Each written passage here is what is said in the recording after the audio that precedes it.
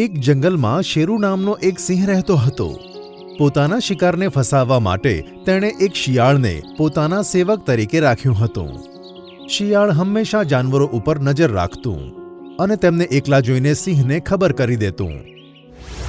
પછી સિંહ લાગ જોઈને તે જાનવરોનો શિકાર કરતો હતો અને થોડો શિકાર બચાવીને તેને શિયાળને ખાવા માટે આપી દેતો. એક દિવસ હાથી, હરણ, રીંછ અને વાંદરાએ એક જગ્યાએ મળીને આ સમસ્યા ઉપર ચર્ચા કરી. વાંદરો ઝાડ પર બેસીને શિયાળની તપાસ કરતો હતો. જ્યારથી આ શિયાળ સિંહની સાથે જોડાયું છે, આપણું જીવવાનું મુશ્કેલ થઈ ગયું છે. છાનું માનું આવે છે અને જાનવરને એકલું જોઈને સિંહને તેના વિશે તેની જાણ કરે છે. આવું જો ચાલતું રહ્યું તો એક એક કરીને જંગલના બધા જાનવરોને તેઓ મારી નાખશે. આપણે કંઈક એવું કરવું જોઈએ કે આ બંનેથી હંમેશા માટે છુટકારો મળે. મને તો કશો જ વિચાર નથી આવતો. જો મોટું હરણ અહીંયા હોત તો તે કોઈ સારો આઈડિયા આપી દેત. તે સાચું કહ્યું. જો જંગલમાં આ ઝાડ ન હોત તો મોટું આજે આપણી વચ્ચે હાજર હોત. રીંછે સામે આવેલ વૃક્ષ તરફ ઈશારો કરીને કહ્યું, આ વૃક્ષ ન હોત તો મોટું આજે પણ આપણી વચ્ચે હોત. એટલે મોટું હરણ એક દિવસ અહીંયાથી જઈ રહ્યું હતું. તે દિવસ તડકો ખૂબ જ વધારે હતો, તેથી તે આ વૃક્ષની છાયામાં બેસીને આરામ કરવા લાગ્યો. ત્યાં જ આ વૃક્ષના પાંદડામાંથી દૂધ ટપકવા માંડ્યું અને તે તેની આંખોમાં પડી ગયું. આ સાંભળીને બધાએ વૃક્ષના પાંદડાને જોયા અને હાથીએ કહ્યું, અરે હા, આમાંથી તો દૂધ ટપકી રહ્યું છે. આ ફક્ત જોવામાં જ દૂધ છે, પણ છે બહુ ખતરનાક. મોટુની આંખમાં આ દૂધ ટપકવાની થોડી જ વારમાં તે આંધળો થઈ ગયો. બસ તે દિવસ પછી તેને બધું દેખાતું બંધ થઈ ગયું. આંધળો થયા પછી તે થોડા દિવસો સુધી અહીં તહીં ભટકતો જોવા મળ્યો, પણ તે પછી તે ક્યાં ગયો તે હજુ સુધી પણ એક રહસ્ય છે.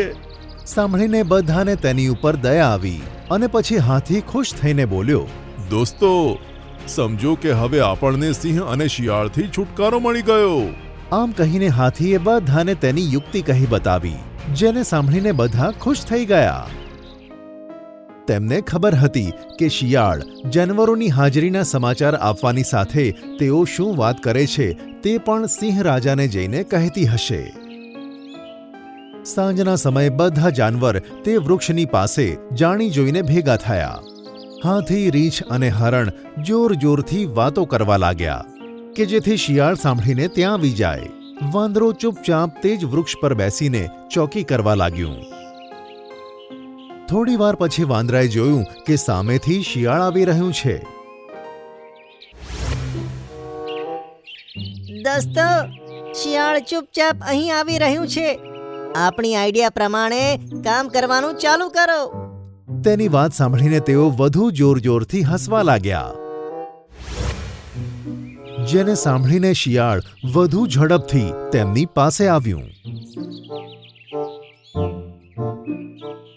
એક જગ્યાએ સંતાઈને તે બધાની વાતો સાંભળવા લાગ્યું.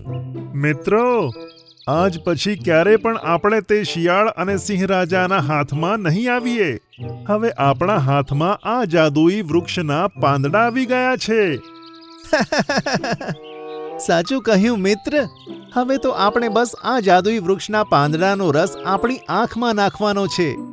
તે પછી આપણી આંખો એટલી શક્તિશાળી થઈ જશે કે સિંહ અને શિયાળ દૂરથી આવતા હશે ને તો પણ દેખાઈ જશે.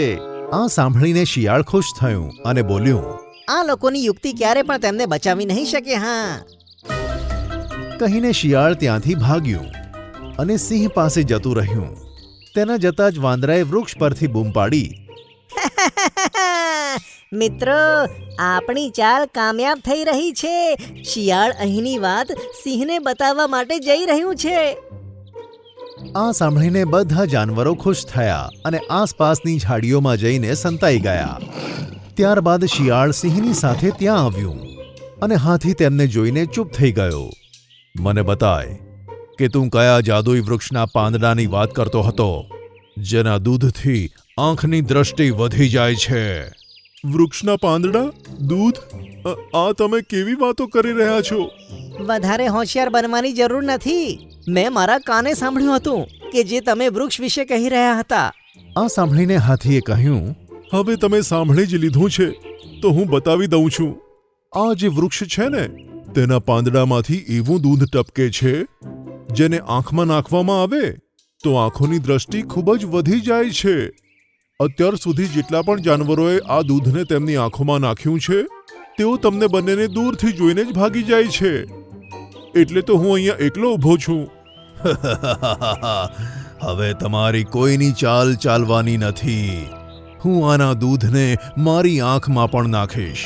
પણ સિંહ રાજા, તમે તેને આંખોમાં કેવી રીતે નાખશો? તેની ડાળખી કેટલી ઊંચી છે અને તમે ત્યાં સુધી કેવી રીતે પહોંચશો? હું આ જંગલનો રાજા છું, સમજ્યો? આમ કહીને સિંહે વૃક્ષ પર બેઠેલા વાંદરાને કહ્યું, વાંદરા, જે વૃક્ષ પર તું બેઠો છે તેની એક ડાળખી તોડીને નીચે ફેંક. સાંભળીને વાંદરાએ માથું હલાવ્યું અને એક ડાળખી તોડીને નીચે ફેંકી. હાથી, હવે આના રસને મારી આંખમાં નાખવાનું કામ તારે કરવાનું છે. તમે બસ તમારી બંને આંખો ખોલો. હું તેના પાંદડાને સરસ મસળીને તેમાંથી દૂધ નીકાળું છું. સાંભળીને સિંહે કહ્યું, જલ્દી કર. આ સાંભળીને હાથી વાંદરા તરફ જોઈને મલકાયો અને પછી તેણે જમીન પર પડેલી ડાળખી તેની સૂંઢમાં ઉઠાવી. તેમાં ઘણા બધા પાંદડા હતા. હાથીએ તેને સિંહની આંખો ઉપર લઈને તેને એવી રીતે નીચોડી કે એક મોટું ટીપું સિંહની આંખમાં પડ્યું. પછી તેણે વધુ રાહ ન જોતા બીજી આંખમાં પણ તેનું એક ટીપું નાખી દીધું. મહારાજ, કેવું લાગી રહ્યું છે?